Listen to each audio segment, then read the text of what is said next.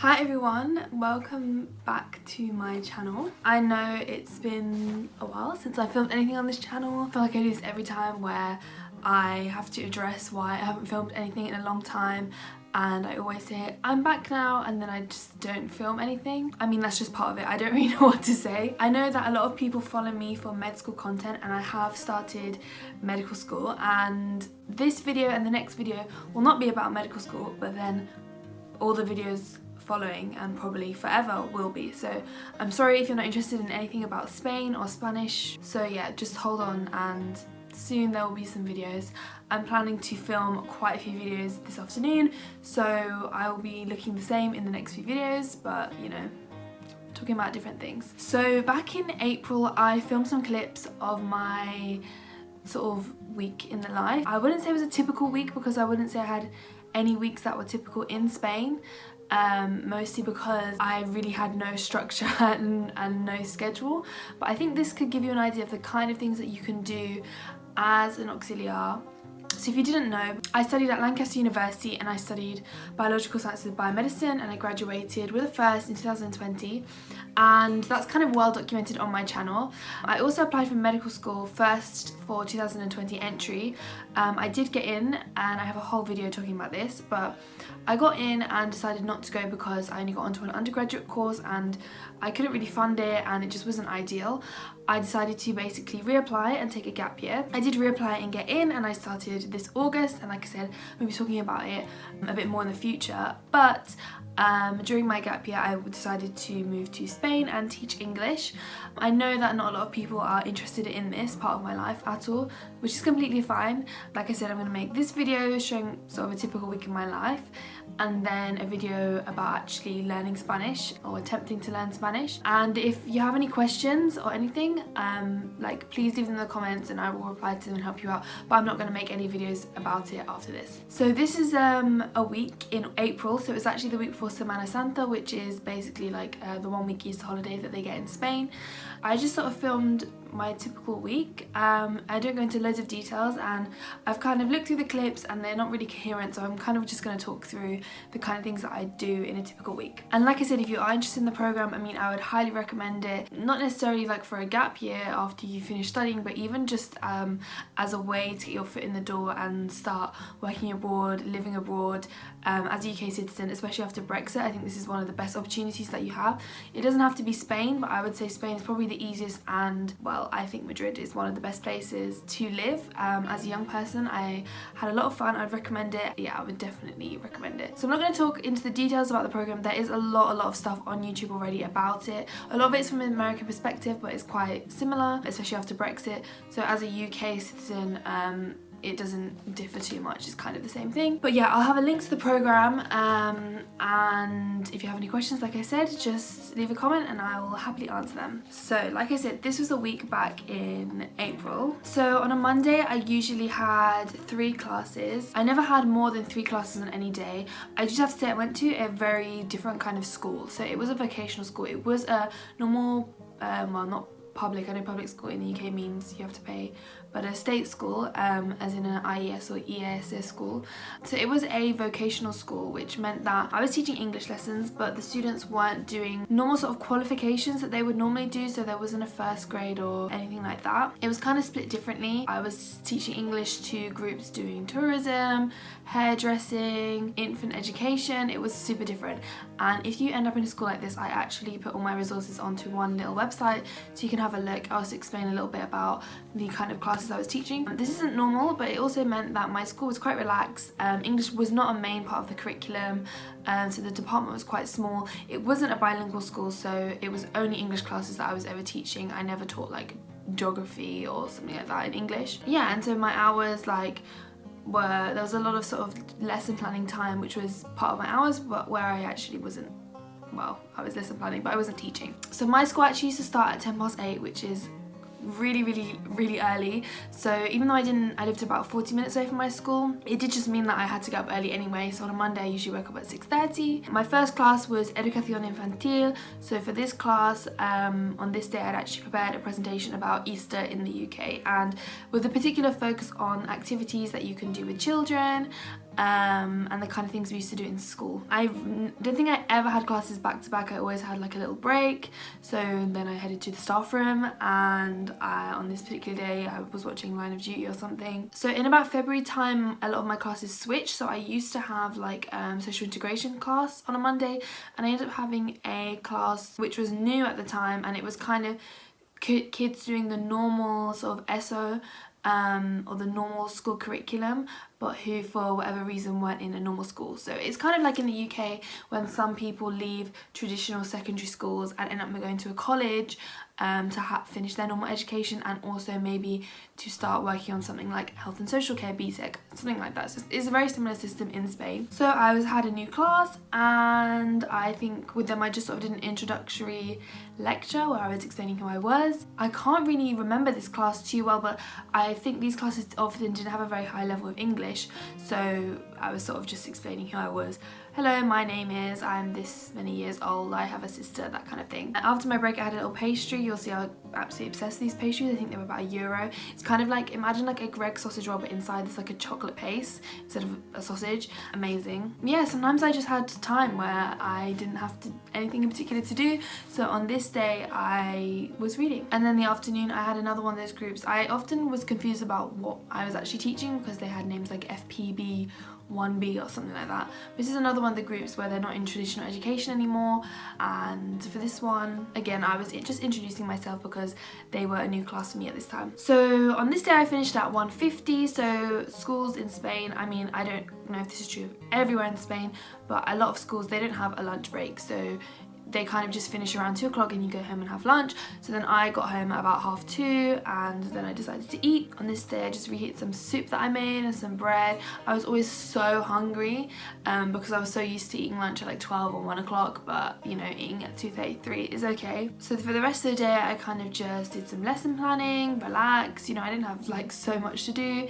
And in the evening with my housemate we ordered Goico, which is like a burger place in Madrid. I don't know if they have it elsewhere, they probably do because it's a chain that we really liked. And we watched this show called Sky Rojo, which is okay. I haven't watched the second season, but for the time it was like something to watch together in the evening. And also we're watching it on the laptop and not the TV. I can't remember why. I think the TV was a bit haunted, we had problems with it, and for some reason we were watching it on Kash's laptop. So the next day I started at 10:40, so I didn't actually have to wake up until about 9, which is really nice. Again, I had an intro class, so I never saw the same class twice in 1 week. I always had a different class every day. And then I think I finished at about 11:30 on a Tuesday, so I had quite a short day. Came home, had some rice, some vegetables, and then I was working on a Kahoot for one of the classes that I was going to make. So I spent a lot of time with these classes, which were the more traditional English classes in secondary school, making games and Kahoots and things like that, as opposed to the more vocational ones where I was making activities or exercises that were more specific to whatever they were actually learning about. In the evening I went to Templo de Debod, which now I can tell you, so I actually lived in Argüelles in Madrid, and so Templo de Debod or Parque del Oeste are super close to where I was living, so we used to go there quite a lot and go and watch sunsets. So I went with some of my friends. There's usually someone playing music. Sometimes you get really nice sunsets that are like purple, pink, super nice. Yeah, it's just a very chill vibe, and it was quite warm at this time of the year, I think, so it was just a nice way to spend a Tuesday evening. Again, we just went back and we watched some more Netflix. So again, Wednesday was a 6:30 start. Having to get to school at 8:10. I did the Easter presentation again, so I saw like one Educación Infantil group on a Monday and one on a Wednesday morning. So I would often end up doing the same thing twice in 1 week, but with different groups. I used to often get tea in between my lessons with some of my teachers, and again have another pastry, which is quite nice. Because my school wasn't bilingual, the majority of the teachers couldn't speak English, except the English teachers. And like I said, we were a small department, so there was only actually 4 English teachers. So yeah, I mean, I didn't find it particularly easy to connect or talk to the teachers in the other subjects. I only worked with 4 teachers. I mean, it was only ever 3 teachers at a time as well. If you went to a bilingual school, it's probably easier to communicate and talk to teachers, unless of course you can speak very good Spanish, but my Spanish isn't that good, and also I didn't have a lot of confidence at the start. And also at my school, the teachers kind of came and went a lot. There were obviously quite a few permanent members of staff, but there was also teachers that arrived in like March and things like that, so it was not really like a consistent staff body all the time. Then in the afternoon I got to do a presentation about makeup, which was quite fun. It was always good to do things that I thought that these students would actually enjoy. I never had to do anything that was too prescriptive or too like grammatical, and even if when I had to do things to do with grammar, like I had quite a lot of autonomy and a lot of like decision over what to do. That being said, I know not all my lessons were super fun. Sometimes it's very, very hard to make dry material fun, but I always tried to think of something that was creative, and because I had a lot of time, I could spend a lot of time on a lot of my lessons. But that being said, like I said, I know not everything that I taught was super interesting. After work, I then actually ended up getting the bus to a park. I can't remember the name of the park. So if I find it, I'll write on the screen, but it was one quite near the airport, and usually they had like a blossoming season, which we actually missed when we got to the park. In the springtime, it looks super, super nice. So I met some of my friends and we basically just laid around in the park after work. It was quite sunny on this day, quite warm, so did a lot of sunbathing. Then I headed to Sol, which is basically the centre of Madrid, with Kasha and Lucy, and we went to buy some hair dye, and then you can see me later on actually dyeing Kasha's hair pink, which is not something that I often did, but it's something that I've done many times. On Thursday I started at 8:50, so I got to wake up a little bit later again, which was nice, and I ended up doing the Kahoot, which was about clothes and colours. So with this group it was quite basic stuff and just trying to get them to engage and be a little bit confident. I found in all my classes there was a range of abilities. It was never easy to think of things that would entertain both sides of the spectrum in terms of like English level. On Wednesdays and Thursdays I also had teacher conversation practice, so this is an opportunity for any teachers to come and practice their English with me.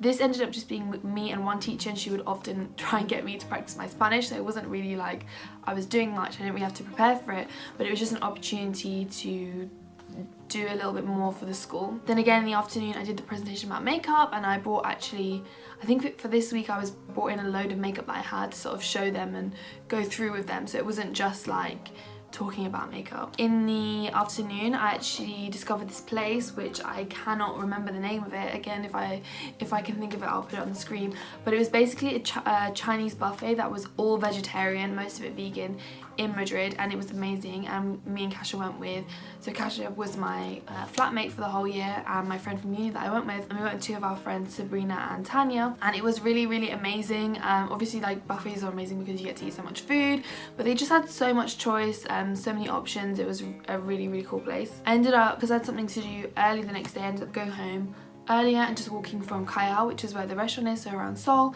back to our flat.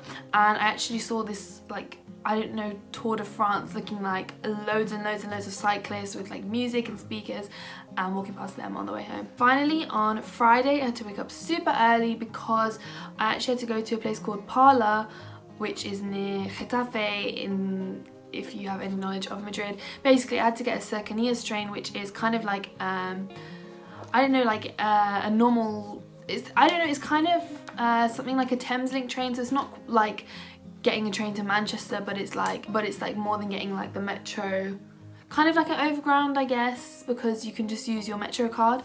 I basically had to go to the police station because I had finally got an appointment for my TIE. So because of Brexit we had to apply for residency in Spain, and TIE is the card that they call it. So normally, like for example, if you're from the US you would have to get one anyway, but yeah, we didn't have visas, so we had to apply for like an NIE, which is like a national insurance number, and then a TIE. It was all complicated, so I went super early to Parla to go and get that. Then I met Lucy and Kasha and we had a drink in Malasaña, again in a plaza that I don't really remember what it was called, kind of near Plaza de la Luna, I think. We then went back to Lucy's and dyed her hair. Again, this isn't something that I was always doing, but for this week, something we spent some time doing. Me and my friend actually went to the supermarket to get some snacks and some wine, and we saw a silent disco rave kind of thing going on, which was super strange. And yeah, and then we just chilled at Lucy's flat, and it was quite a tame evening. So I think that kind of gives you an idea of the kind of thing I was doing on the weekdays on a normal week. Obviously the next week was Semana Santa, so we did a lot of things. We went hiking, we went on a bar crawl, we were doing a lot of different things, but this is kind of a typical week, Monday to Friday, what you kind of have time for. I think nearly everyone has one day off. I had Fridays off, which I really liked. Like I said, if you have any questions about the program or what I was doing or anything like that, just leave them and I'll reply to them, and I can help anyone out if they need any help. But yeah, I hope that you found this video interesting, and I will see you in my next video.